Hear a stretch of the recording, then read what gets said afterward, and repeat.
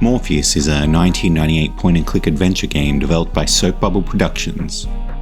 In Morpheus, you play a character referred to in the credits as the Arctic Explorer, searching the last known location of your father who, 25 years earlier, had left his companions in search for a technological marvel, a yacht known as the Herculania.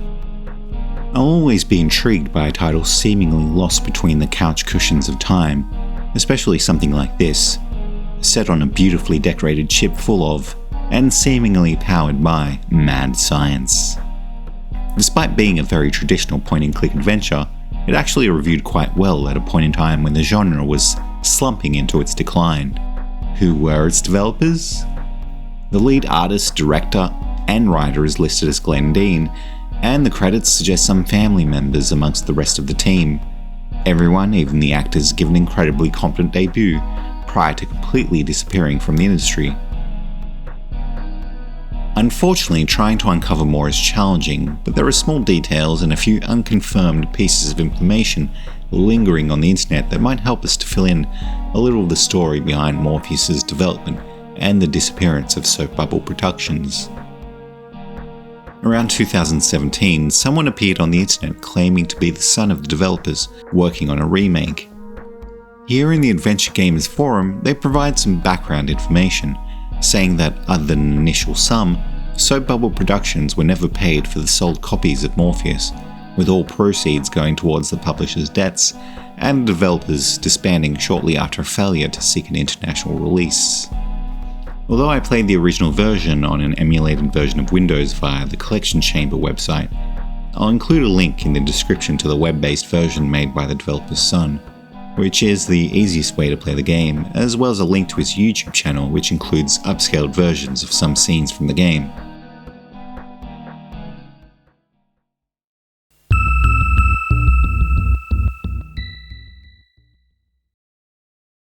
Morpheus is as traditional a point-and-click adventure game as they come. Where Myst features a slideshow, Morpheus features a slideshow with 360-degree panoramic views at preset nodes in a style similar to Zork Nemesis. There is no inventory to speak of, and on the few occasions you need to carry an object, it very temporarily becomes your cursor while you click around awkwardly on doorways. Puzzles are fairly manageable for the genre, though you will need to take notes, particularly for the keycodes used to access each of the passengers' rooms. Structurally, the game begins very strongly as you explore the Herculania, startled by scenes of ghosts you glimpse momentarily while you take in the luxurious decor. Towards the latter half of the game, there is a very predictable structure, requiring you to journey into variously themed dreams to complete exactly 3 puzzles for each. But hey, I admit I'm not a big puzzle guy. Maybe people in 1998 were chomping at the bit with anticipation of the next 3 puzzles. Me not as excited about that at all. So that's really all there is to it mechanically. But what we're really here to explore is the ship and the strange occurrences involving its passengers. So let's explore the Herculania.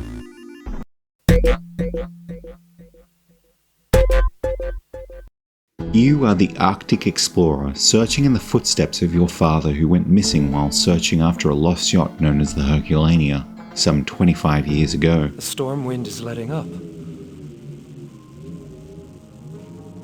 A shadow.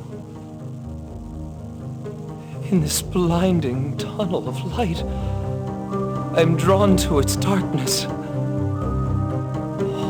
Warmth in this Arctic desert.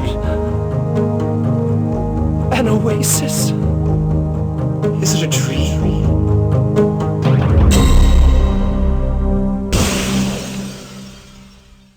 After a series of visions, you have arrived or seemingly been led to the ship, and the game begins with your first footfalls on its frozen, empty deck.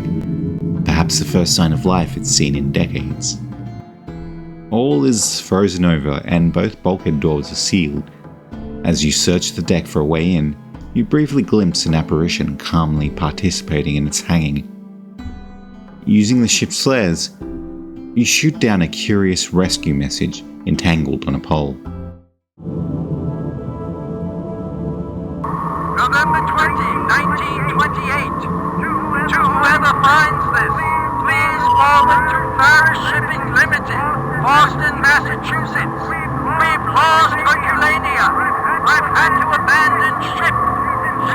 embedded in the ice. 87 degrees north latitude, 55 degrees west longitude. Reduce solar and uranium power to minimum. This should sustain the Neurographicon indefinitely. Airlocks automatically engaged. Interior doors sealed until full uranium power restored. If you've not heard from me by January 1, 1929, commence rescue operation. J.C. Farris. Solar and uranium power? Neurographicon? Things become more intriguing as you find a way to enter the cargo hold, where the frozen body of the apparition lies on the ground before you, with another cryptic note. Beware. This ship's cursed machinery would have trapped me. I've helped Jan condemn the others to dreams of the dead in the evil cocoons of the Neurographicon. I am too weak to rescue Claire. There's nothing left for me but this rope. John Mallaby.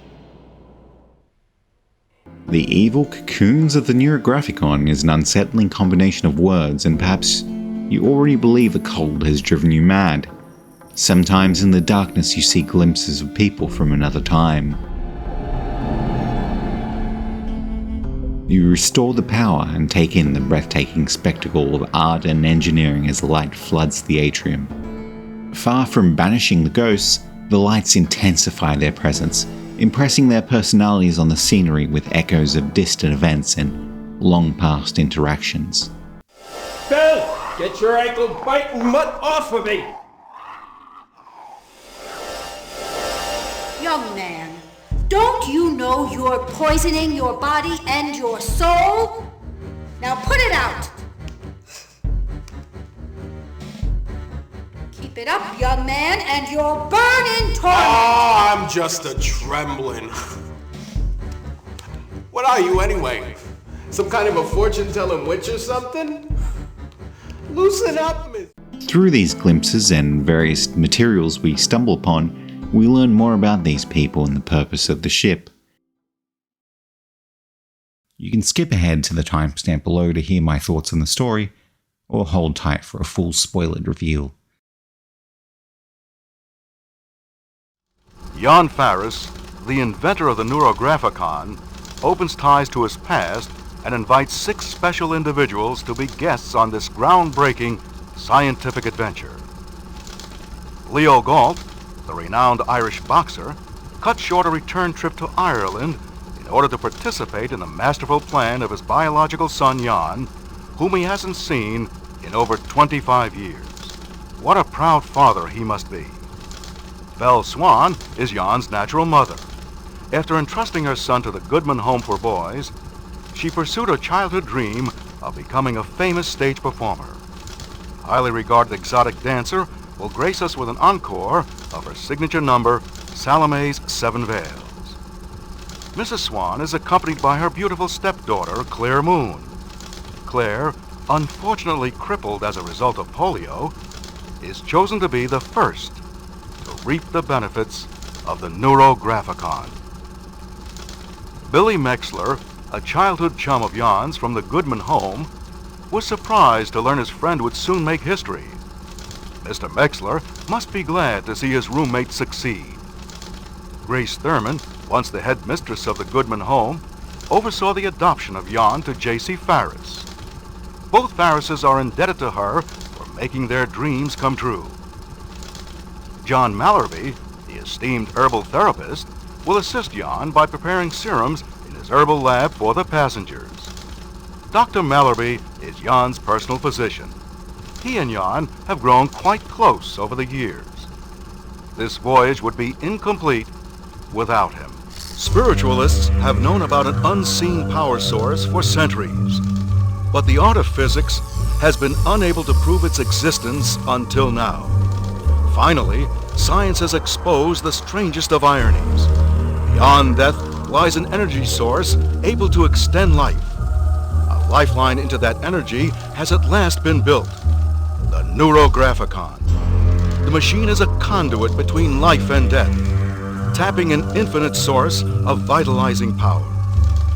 Voyagers will enter dream cocoons and inject personalized serums into specific receptacles.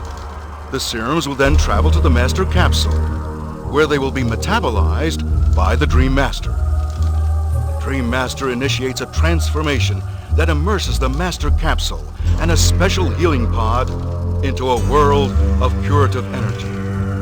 The mechanics of the Neurographicon then allow the Dream Master to retrieve the assisting voyagers from beyond the gates of death, their journeys having made possible this miraculous revitalization. We learn that the medical procedure is an adoption from some sort of ritualistic magic involving the sacrifice of several people for the life of one. But through the wonders of technology, such sacrifices no longer need to be made. Or do they? Initially it seems to be a Beauty and the Beast fairy tale that might end happily ever after. The turning point comes as Jan, his face miraculously no longer disfigured, miscalculates.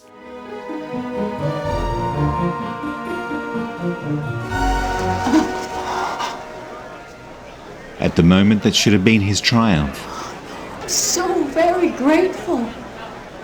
For a moment you gave me my dreams. Lord, a bleeding monster! Claire Moon, restored to locomotion from the treatments, suddenly buckles and Jan is distraught with disappointment and humiliation for having failed her as his face returns to its disfigured appearance. He's a bleeding monster! Ain't even human! Varys's floating freak show! Get up, Claire! Don't touch him! You fool! You failed me again! All except Claire take the opportunity to berate Jan for his failure. Jan handles this how you might expect. And yet our dreams could be reality if I used the others to fuel my machine.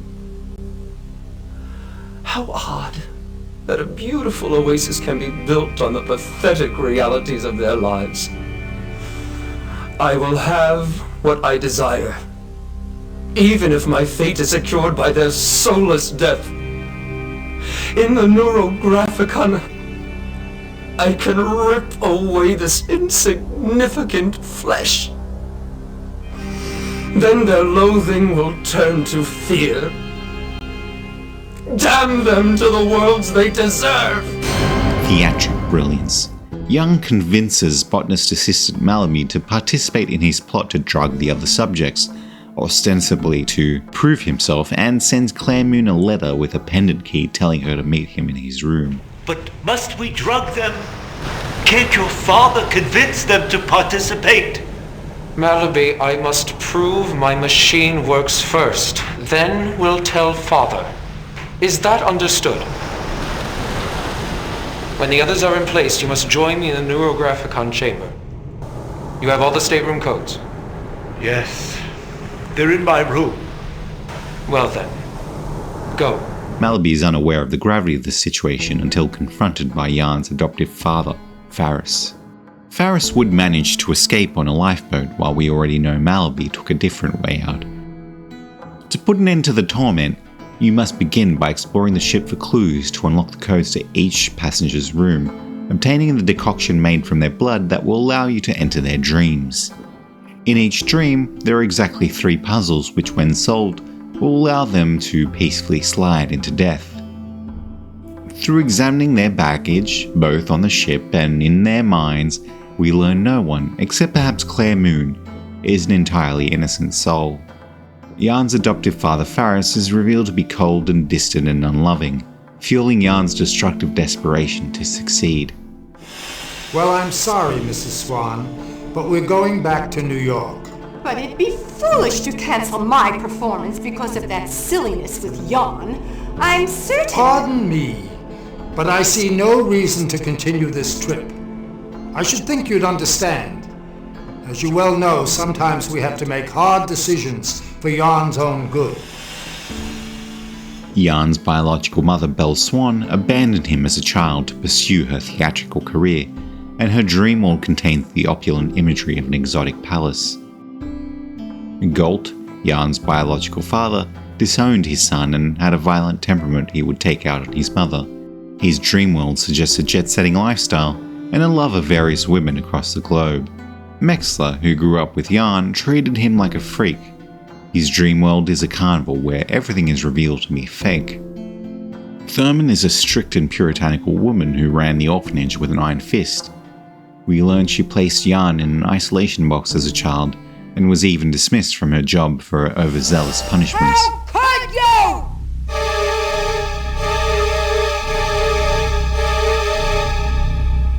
I won't have you talking back to me. Sometime in the box will make you realize.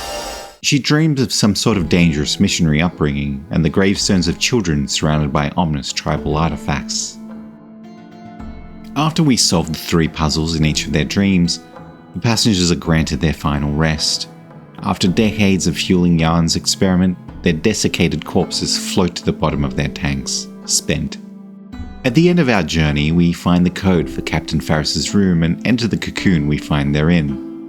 There, within our own dream, we find the frozen body of our father, our reason for setting out on this adventure, along with his diary telling us how he found Ferris while out on an expedition. Ferris directed him to the Herculania with a letter for Jan, putting into writing what he could never say out loud, that he actually loved his adopted son. The scene changes and we are now standing on a white balcony. Claire Moon brings the letter to the attention of Jan. I searched for someone as incapable of being loved as I was incapable of giving love. And despite my monstrous attempts to isolate you from my feelings, I grew to love you as my son. Now I will die with regret.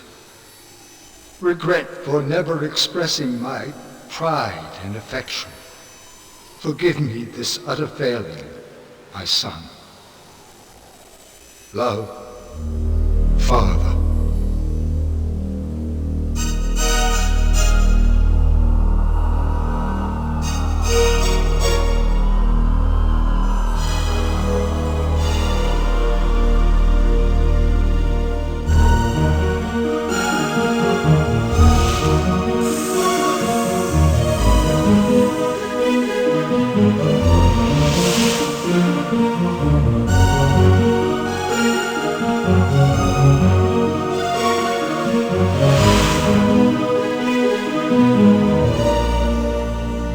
The dream melts to snow, and the snow does not melt.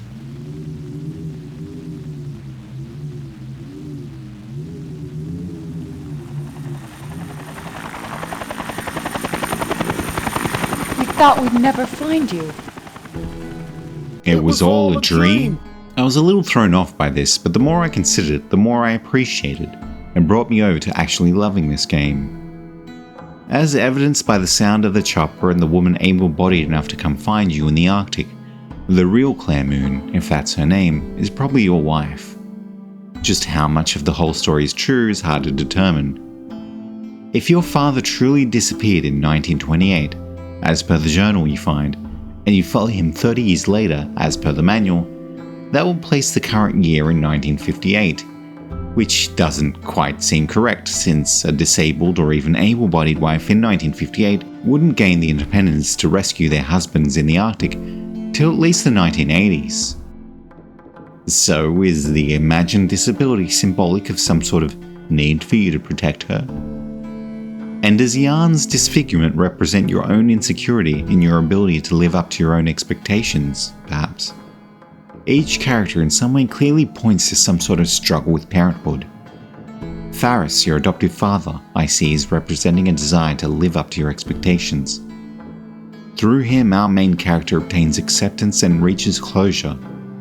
And I openly muse if his name Ferris is in any way inspired by the ancient Greek Pharos, meaning lighthouse.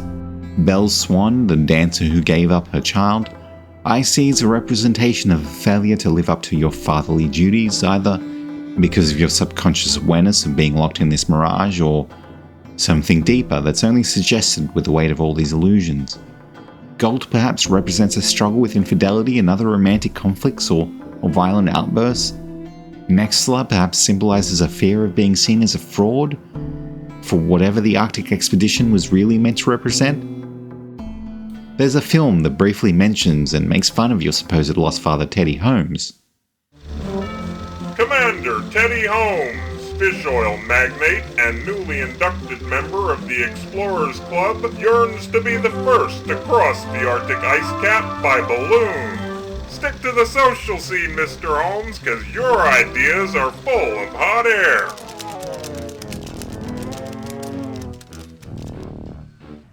Knowing this is all your dream, it might be better interpreted as emblematic of your character's sense of self-doubt over his Arctic trip, his sense of worth, or abandoning your child or your wife.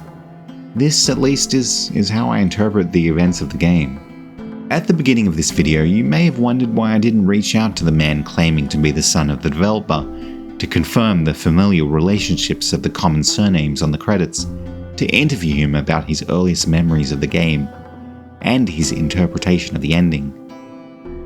I flirted with the idea and was torn between my curiosity and my artistic sensibility, and in the end the latter won. Just like the Arctic explorer setting off in search of his father decades after his disappearance, it strikes me as more poetic to wonder if he too was a dream, appearing decades later to present the remastered web-based version. Everything about the game having fallen out of a dream, like in a Jorge Luis Borges short story.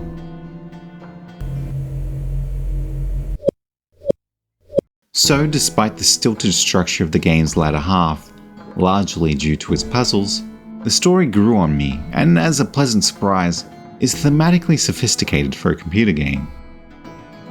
It's also a fascinating setting that imitates the style of 1930s weird fiction, while offering something else entirely. The acting is delivered in a theatrical style that, far from being derisible, instead settles as comfortably in its ridiculous setting as a silk robe, giving the entire game a sense of ageless coziness.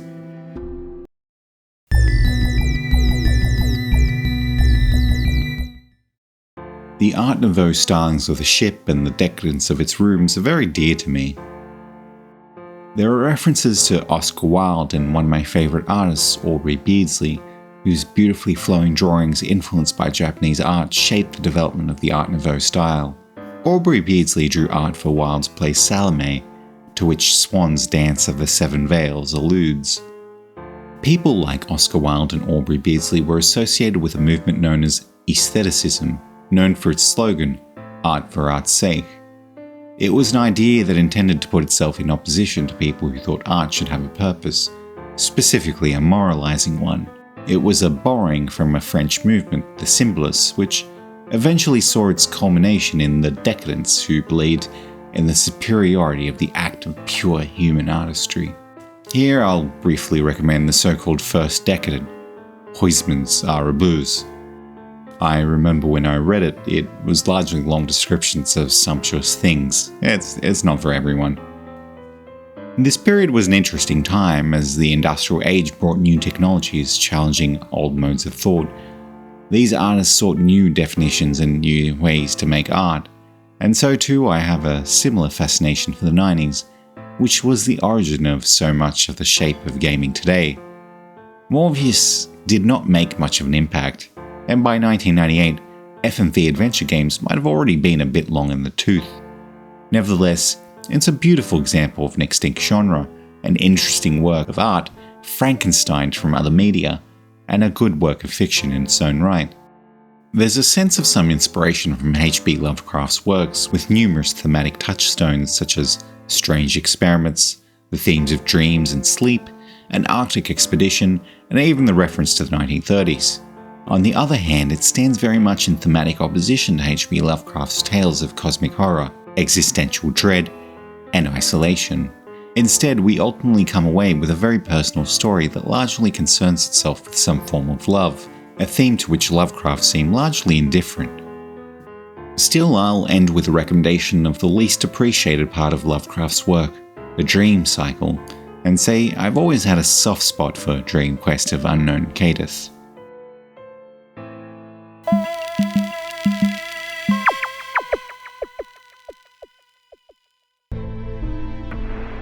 When a game is essentially a moving slideshow, The visuals had best sell the idea, and the scenes I've shown and tested gorgeous pre-rendered surroundings that were a large reason for drawing me in. The presentation is good for the time, and nothing seems out of place.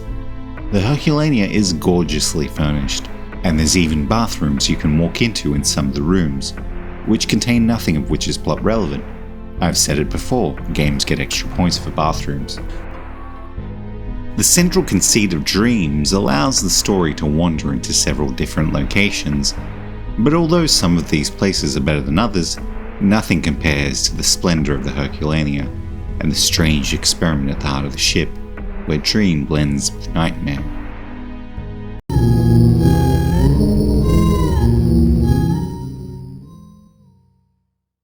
Putting aside some audio quality issues and some crackling that might have been caused by the Windows emulation, the production quality is good for the time.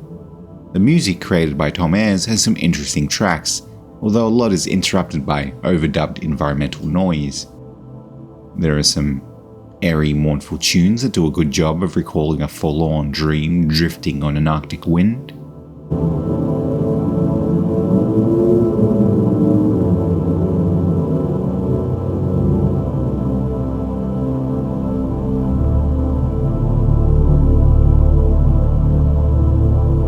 And this track in the Herbarium sounds like they use the same synth from the Syndicate Wars soundtrack.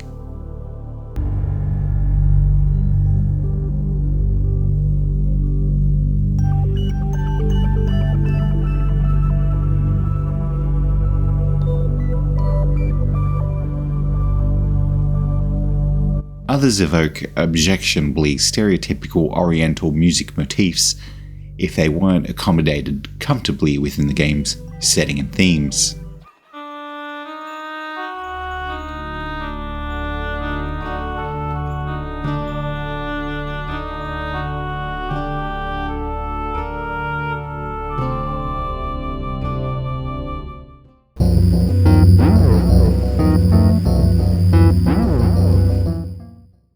Despite being a relic of a bygone age, Morpheus represents a uniquely interesting piece of fiction that has been overlooked for a very long time. What's more, though hidden under a patina of age, it still retains an exotic beauty with a natural insouciance, like vintage pornography. Actors who immediately after faded into obscurity give a decent effort for the genre, especially Jan, played by Jim Lynch, who hands it up wonderfully. Jim Lynch is also the only person among the credits with any other game mentions in Moby games, none of which are for acting. The interesting developments of the story elevate the game to something containing a more artistic and literary sensibility than you would typically find in your average computer game. Like a dream, it exists ephemerally on the verge of popping like a soap bubble, as per its developer's namesake. As abandonware, it exists on the periphery of people's awareness, if it exists there at all. As of the time of putting together this video, there isn't even a plot summary on Wikipedia for this game. Hopefully the light I've shone on it is enough to pique your curiosity. There are good reasons for the failure of FMV adventure games, but putting aside the limitations of the genre, Morpheus marks a very interesting title, whether that be a celebration of art for art's sake, a magical realist daydream, or a personal story about family, or all or more or none. It's up to you to decide. It was all a dream. I used to read PC Gamer magazines, Dennis Fong rocketing into a Ferrari F40, hanging Elder Scrolls maps on my wall. Every Saturday, sneak attack at the Thieves Guild. Oh yeah.